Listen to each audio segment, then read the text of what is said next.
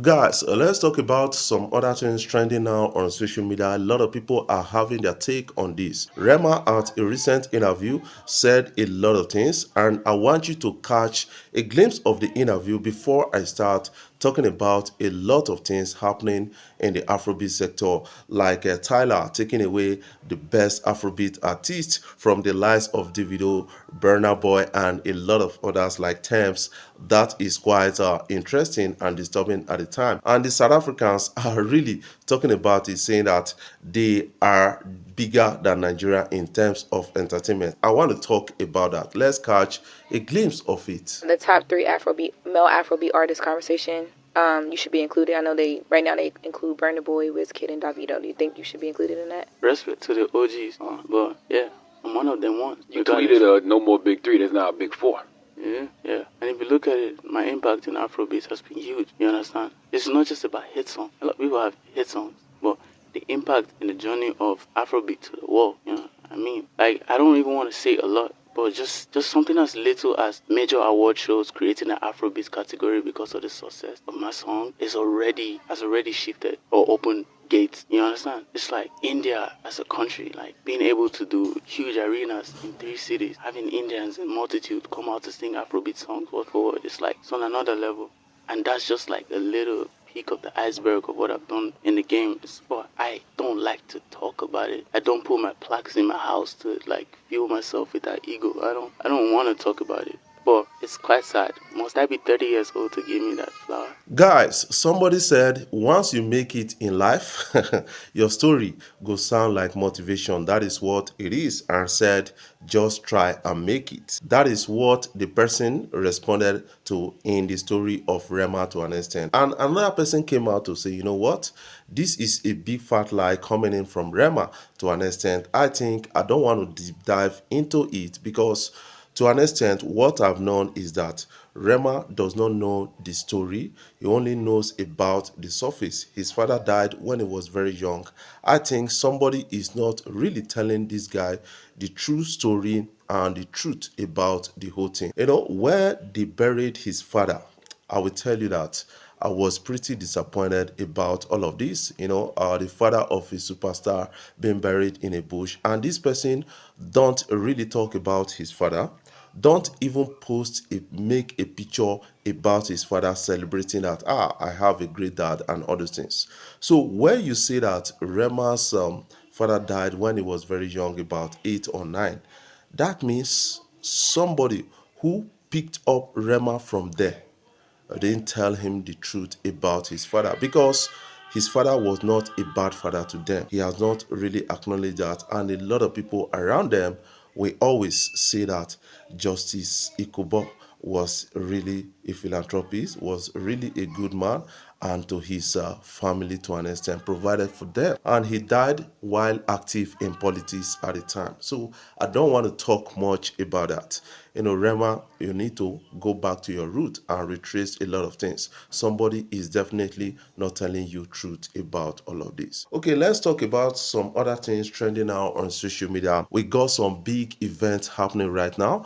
And recently, Tyla actually got the best Afrobeat artist at the VMAs, and a lot of people are showing concern about that. This is quite disturbing to an extent, and this is something that a lot of people are really discussing. And some South Africans are coming out to say yes, they are better than Nigeria and the rest. But what I understand is when you talk about Afrobeat, Tyla is not a representation of Afrobeat. We should talk about the lives of Angelique Kidjo. We should talk about the lives of Burna Boy, the lives of Davido, the lives of Thames, the likes of Irasta, and a lot of others.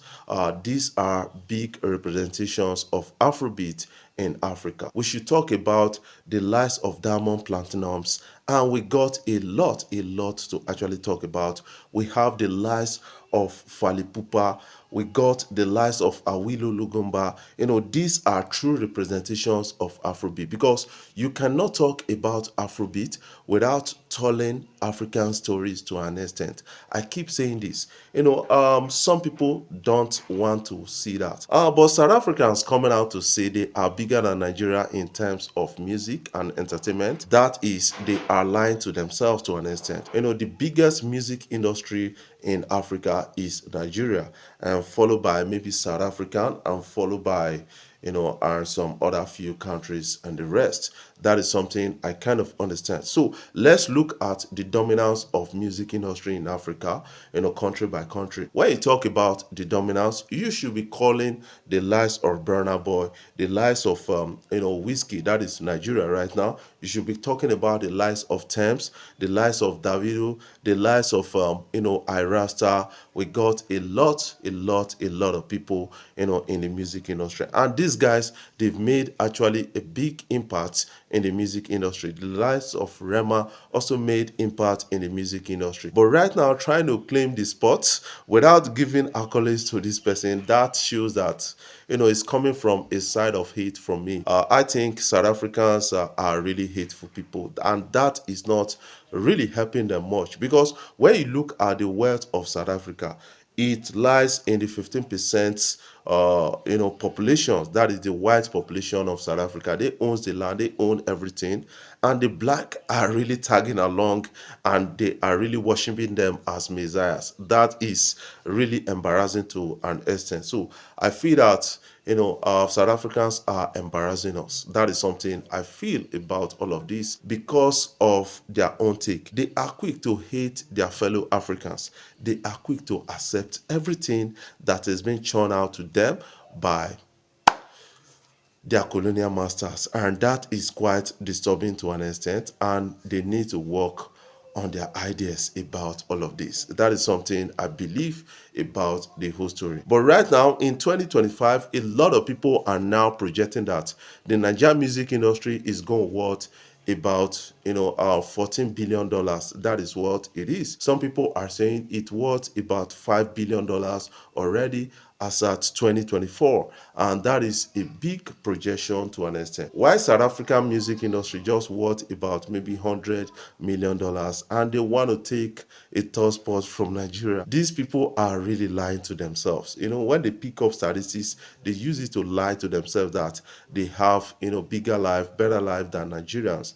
One thing they are not looking at is the distribution of income in South Africa. The last time I checked, when you talk about the South African, when you see big buildings, fine environment in South Africa, these are the white South Africans environment. The black ones, they live in shanty towns. That is something I got to understand about all of this. And they don't really want to acknowledge the fact that they are really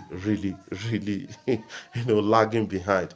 Even Ghana is better than them. That is something I got to understand about the whole story, because they lie to themselves too much, and because of this hate they have for other black Africans, this is quite disturbing to an extent. They need to work on their attitude, and that will help them to get a better future for the blacks in South Africa. What are your own takes about all of this? I want you to put your own opinion in the comment section so that you can have a talk, a take on this.